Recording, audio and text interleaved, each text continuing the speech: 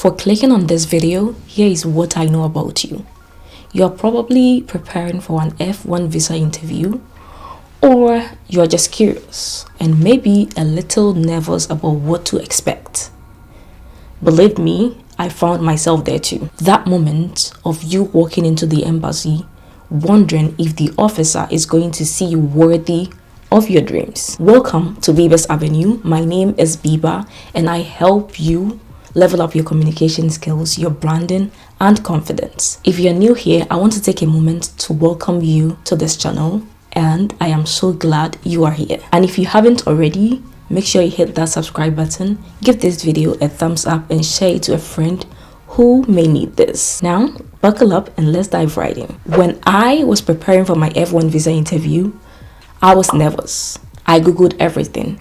I researched everything. I watched thousands of videos. I practiced with my friends, but I was still nervous. I was still scared and I still didn't feel ready. At some point, I doubted if I could do it. But the truth is, if you really know why you are traveling, it shouldn't be that difficult, should it? If you know the reason why you are going to the US or traveling elsewhere, then you've done most of the work. I'm here to help you turn that truth into confident answers. Today, I'm sharing something super important for anyone who wants to study abroad or in the US. If the thought of it gives you anxiety, trust me, you're not alone. It just means you're human. Everyone else is feeling the same way. I have been there and I passed mine. So I'm going to help you pass yours as well. First things first, I would say the most important part is to get all your documents ready. All your documents. Even before you prepare, get your documents ready. And I mean original documents. Visa officers may not ask you for every single document that I'm going to mention, but you do not want to be caught unprepared.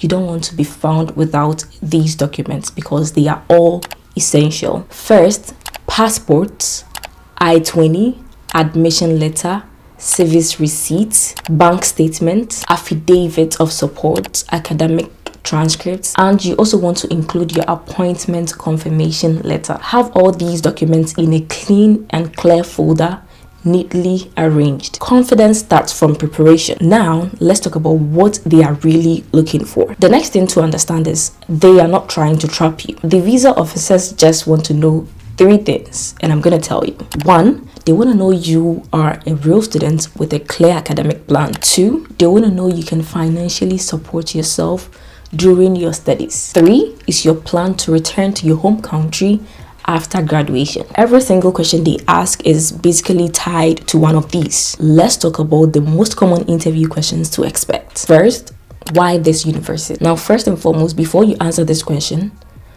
ask yourself, why did you choose that particular university? When they ask you why this university, they want to know that you've done research and you are choosing it for academic reasons. You don't want to say that because you have a friend there.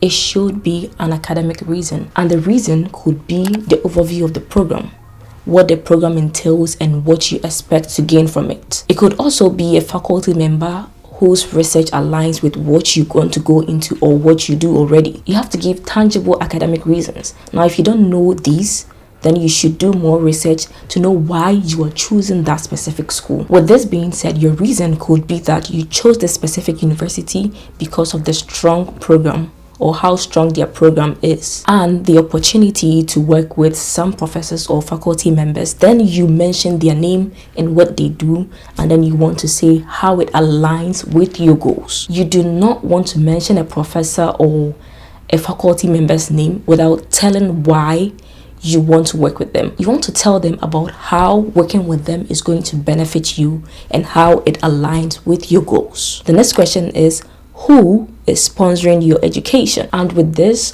all they expect is that you have a reliable financial support. Be it your mother, your father, you may as well want to talk about what they do and why they are able to support you. In this context, you may want to say that my father is my sponsor and I have the documents, I have his bank statements and an affidavit of support to verify that everything you're saying is true. The visa officer may not ask you for these documents, but you need to have them.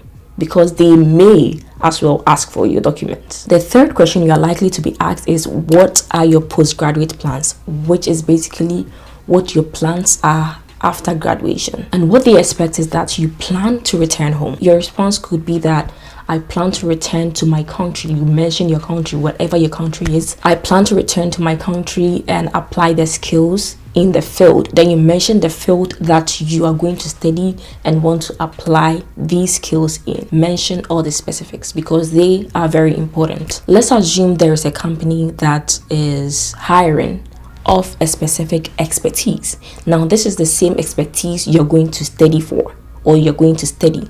So you could say that this specific company is looking for expertise in this field. Hence, I am going to study and then return to this company and do this and that. Now, you have to know that you don't have all the time. There are multiple people going for interviews and you want to keep your answers brief. You want to keep your responses as brief as you can. Keep it concise but detailed. You don't have to tell a whole story because you don't have the whole time. By the time you finish your story, I know that storytelling is key. But in this context, if you try to tell a story, you may even hear that, I'm sorry, but I can't approve your visa this time, blah, blah, blah. Because you are speaking too much. You do not have to speak too much. You have to keep it concise but detailed. Note this. Do not say that you want to stay in the US permanently. Even if you aren't sure, just make sure you make them know that you plan to return to your home country. Before we end this video, I want to share some final pointers with you. Let's talk about what will make or break the interview. First of all, make eye contact and speak clearly. Be honest, but keep it professional. Sometimes when you're being honest, you feel like you're talking to someone you know, and you may get carried away and start speaking casually, but you need to keep it professional even when you're being honest. Again, keep your answers simple and intentional. Remember this, offer documents only if you are asked to. Also, dress neatly because it helps your confidence. And lastly, breathe and stay calm. It is an interview and not an interrogation. I remember during my time when I went for my interview, I saw a couple of people who were reciting, literally, like they are reading off a paper. Some were stammering, and that doesn't display confidence. This is your chance to show that you are prepared, you are focused, and you are ready. I have my own story about how my interview went. What surprises me is that I almost panicked, but I still made it through and I got my visa approved. If you want to hear my personal experience, let me know in the comment section and I'll gladly give you full details on my experience. And if you found this video helpful, don't forget to tell a friend to tell another friend that Bibes Avenue is helping you improve your communication skills, your branding, and confidence. Make sure you hit the subscribe button and turn on post notifications so you don't miss out anytime I make a post. See you in my next video. Bye.